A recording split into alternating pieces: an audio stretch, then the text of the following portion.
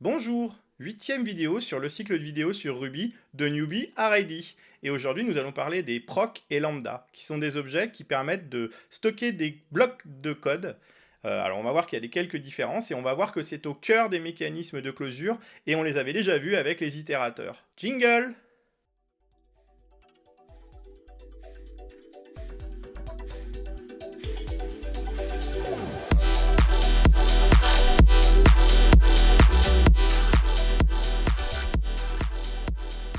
Alors, on va regarder effectivement les différences qu'il peut y avoir entre les objets proc et lambda. On va se rappeler qu'effectivement ça fait référence au bloc d'instruction, au bloc d'expression Ruby, et puis que quelque part aussi ça fait référence aussi à la notion de closure, qu'on avait déjà vu avec les itérateurs. Alors, pour écrire un objet proc ou un objet du type lambda, on va utiliser typiquement un constructeur hein, sur la classe proc qui va permettre de recevoir un bloc d'instruction avec potentiellement des paramètres. Et puis après, donc ça, on va le stocker dans une référence, dans une variable, square, et puis on peut l'appeler quand on veut. On peut donc faire put square.call avec le paramètre 4 et ça va nous renvoyer, puisqu'on a x multiplié par x, ça va nous renvoyer le carré de la valeur. Pour une lambda, depuis des versions un peu plus récentes de Ruby, on peut utiliser la syntaxe flèche hein, pour faire référence aux fonctions fléchées, comme en JavaScript par exemple. Donc là par exemple, c'est une fonction fléchée qui renverrait le cube. Et puis on voit qu'effectivement cette fonction fléchée, on peut directement lui passer les paramètres juste derrière la flèche. Donc la syntaxe, elle est un petit peu plus similaire à une méthode, on a l'impression que c'est plus près d'une méthode. Par contre, effectivement, ça va bien créer un objet, cette fois-ci. Donc pour pouvoir exécuter la lambda, il va falloir prendre la référence pointée par la variable, hein, cube, dans lequel on a mis l'objet lambda, et faire un call, là aussi, avec le paramètre qui va bien. Donc on a l'objet proc et la lambda expression qui est aussi un objet.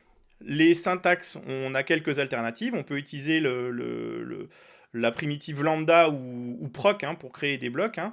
On a cette syntaxe fonction fléchée et puis la syntaxe par instantiation directement d'un objet proc depuis la classe proc. Alors, cette méthode call, on voit effectivement qu'elle permet d'exécuter à n'importe quel moment le bloc d'instruction stocké dans l'objet proc ou dans l'objet lambda. Et par contre, ce qui est intéressant de voir aussi, c'est qu'on peut très bien prendre par exemple un objet hello, utiliser la fonction méthode en donnant le symbole qui fait référence à la méthode, et venir créer un proc object qui correspond à la méthode pour l'instant spécifique de hello. Ce qui fait que quand je veux l'exécuter a posteriori, je fais méthode.call, c'est-à-dire j'ai un objet proc, je fais un point call et ça va m'exécuter la méthode que j'ai préalablement stockée dedans.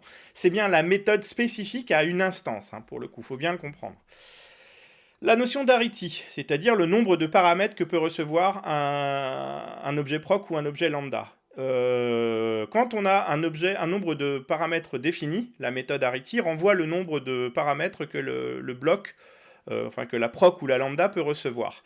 Par contre, quand il y a l'utilisation d'un opérateur splat et donc un nombre d'arguments variables, là, arity va renvoyer une valeur négative, -1, pour dire que le nombre de paramètres potentiels de la proc ou de la lambda est variable. Donc, on va maintenant regarder les différences précises entre proc object et lambda.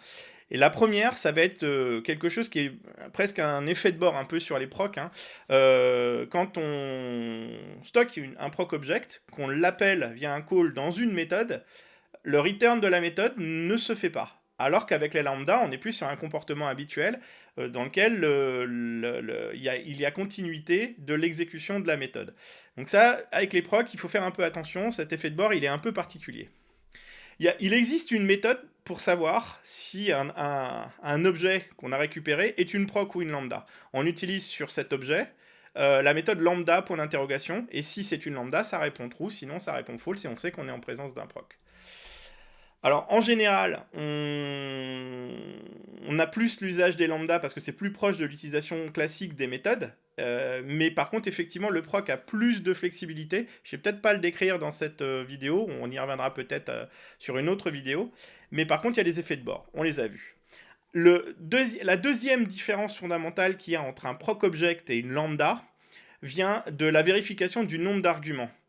Si par exemple vous créez une lambda dans laquelle on définit explicitement qu'elle doit recevoir x et y comme argument et faire un traitement. Si vous faites un call avec un seul argument, vous allez vous prendre une erreur d'exécution. Si vous faites un call avec 3 arguments, pareil. Et par contre, si vous l'exécutez avec les bons nombres d'arguments, tout va bien se passer et vous allez avoir le putz qui était prévu dans le bloc qui va s'exécuter. Le proc, lui, il est plus permissif et il accepte, et c'est pour ça des fois qu'on l'utilise, mais disons qu'il faut quand même faire attention à ce qu'on veut faire.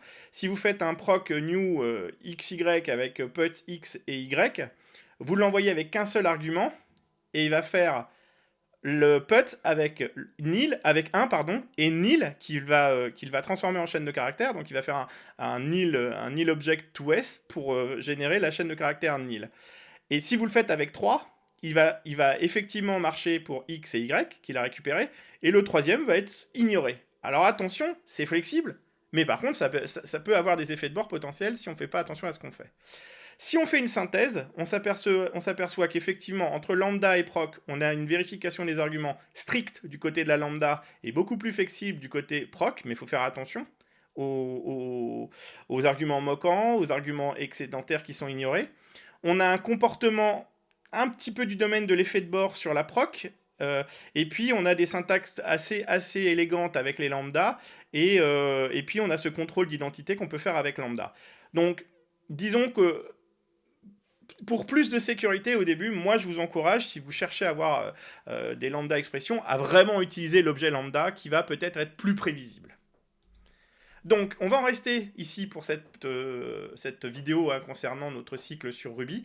Et la prochaine va rentrer dans le vif du sujet. Nous allons commencer à regarder la programmation full objet et la programmation objet en Ruby. C'est un peu pour ça que vous êtes venus là. À la prochaine!